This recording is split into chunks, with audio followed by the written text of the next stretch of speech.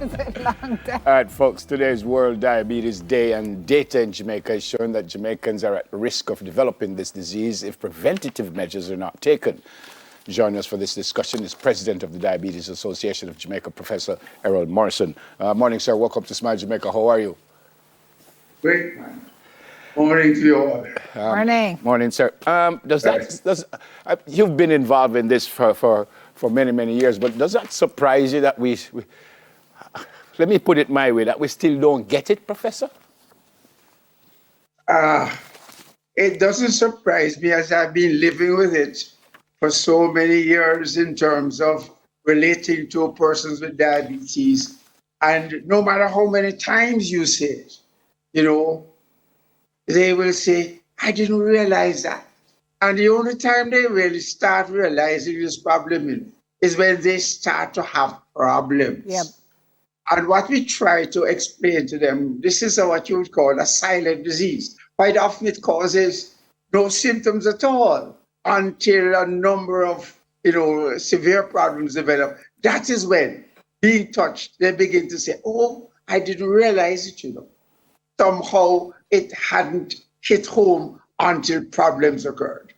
I want to tell you that I always knew the seriousness of diabetes, but the other day when our health official came out and said, I think it was Dr. Rowe, telling reporters at the one of the newspapers exchanges that we are facing a tsunami of diabetes, was when I said, whoa, what is happening? It's getting progressively worse, Prof. What are we doing to make it so much worse so quickly? That's an interesting comment, because what is happening, if you look over the last couple of decades, 20 years or so, 20 years back, we would say there were about 200 million diabetes worldwide. Now we're saying there's nearly 750 billion, 750 million.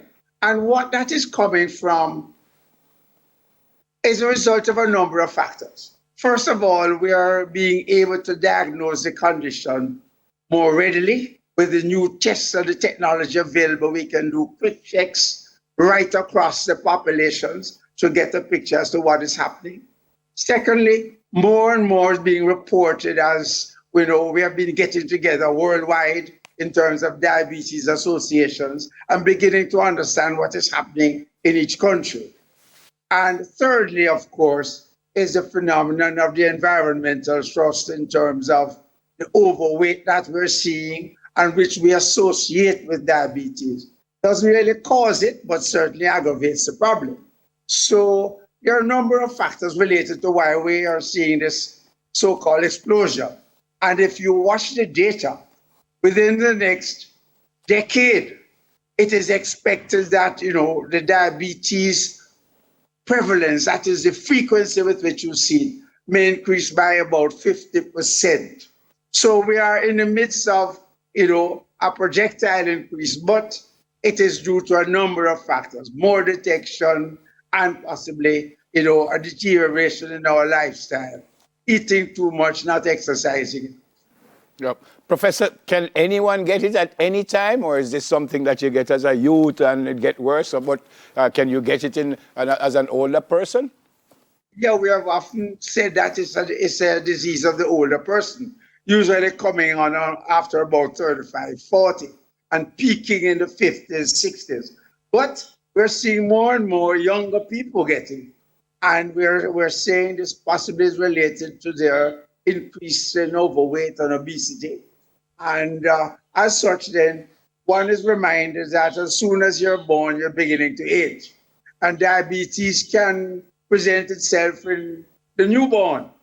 But most frequently, as we have pointed out, it is in the adult. Yep. And when I say the adult, the middle age, the 35, 40s, 50s, that's where you see it mostly. Yeah, we've mentioned obese many times, sir.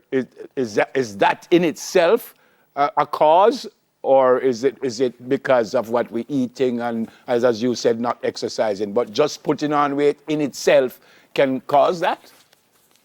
It doesn't cause it, but it's certainly associated. And that is a scientific, scientifically guarded statement. because when we say obese, and it depends on where this excess fat is. When the fat is in the abdomen, the so-called belly fat, that is the one that is associated with diabetes, as opposed to the kind of fat that you get around the hips and the legs, in the breast area, etc. So the belly fat is certainly associated, but still, one wouldn't go as far as to say it causes it. But you certainly see it more commonly in that group of persons, and it is thought to be due to the fact that there's an increased resistance in the organs, especially in the abdominal area, a resistance to how the body is responding to the food and drink that we have. So, Prof, when we look at these stats now that tell us that over 50% of Jamaicans are overweight, over 50% of Jamaicans are obese, and even more importantly, when we look at the next gen, our adolescents, 13 to 15 years of age, based on global school health surveys, 68% of our adolescents are obese. That's like 10 red flags in one. I don't know how we change course at this point. How do we? I mean, we have messages out there about labeling products, cutting down sugar. Companies are remanufacturing and lessening formulations. Are messages falling on deaf ears? Are food companies not doing enough? Why are so many of us going in the wrong direction? Well, you see, it depends on your target audience, because where we sit at the Diabetes Association and we see many persons who are coming in, so-called, the man in the street, you're not reaching him with the message of reading the labels and so on, important as that may be. We need to talk to him about how he's eating, what is he eating, and how is it going to affect what is happening at home, because the challenge of having to eat anything special, always rears itself. And we have to point out, look, as a diabetic person, you don't have to eat anything special. It's a matter of how you eat it, right? You eat it from the family pot, as you would say. But what we want to do is to see you cutting down the portions, right? Spreading it out, smaller meals during the day, and combining that with physical activity, walking. Now, the other thing we need to be careful of, the habit of you come home in the evenings, and that's when you have your heaviest meal. The rice and the yams and the potatoes and all of those kinds of what you'd call heavy food stuff. And we're trying to get individuals to move away from that. Because if you're eating all of this heavy stuff soon before bedtime, then you're going to find that you are digesting all of this during sleep when you're not able to work it off. So that accumulated absorption of nutrients will deposit in your body and create fat.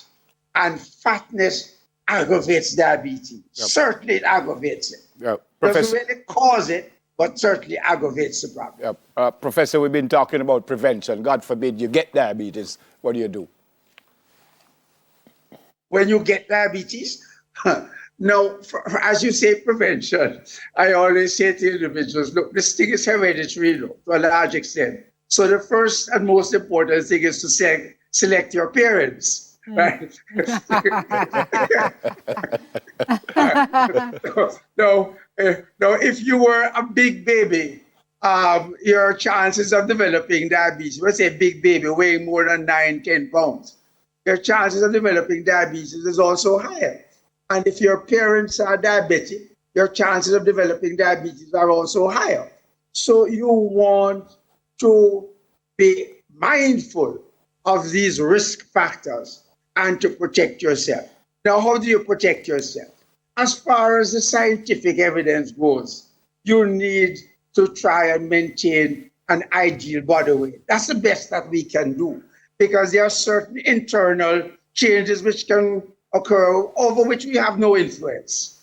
But in terms of the simple things that we can do, maintaining our weight as best as we can for the height that we have. Yep. The so-called body mass index, as we say, but that is simply just saying, look, if you are weighing X amount, or if you're so tall, then you shouldn't be weighing more than X amount. Yep. And we try to guide them based on a Caribbean database that we have. And encourage them to maintain that kind of approach. Final- Spreading out the meals, Yep. smaller meals more frequently during the day, like a breakfast, mid-morning snack, lunch, afternoon snack, dinner, and maybe a bedtime snack. Final question, but that- sir. We're out of time, but final question. Can you get rid of it if you have it? No, you can certainly manage it by good monitoring and proper behavioral practices. But once diabetes sets in, it's there for life. But you can certainly manage it and keep it under wraps and help to protect yourself against the problems that can certainly occur. Thank you, sir. And I don't know if I should say Happy Diabetes Day, but I don't know if you celebrate it because so many people Observe. So Observe we observe it because I don't know if I want to use the word celebrate. Great to see you, sir. God bless you and your family, sir. All the best. Thanks, Thank Prof. you. President of the Diabetes Association of Jamaica, Professor Errol Morrison. Okay, after the break, one more phone stop again. How much fun we can Let me have? know just One have that more a while ago. Mercy. It's a fun show. All day, every day. So we never have fun, sir. The cooking was what? By the way, Clive's plate, if he could lick it. Did you lick it? He lick it. He licked the plate. Them not clean. rate, man. Them not rate it. Them not rate it. It's not the first morning we cook and everybody eat that. Mash up the place. Well, sometimes really mash up the place. For true this time, in a So good way. cool. Clive.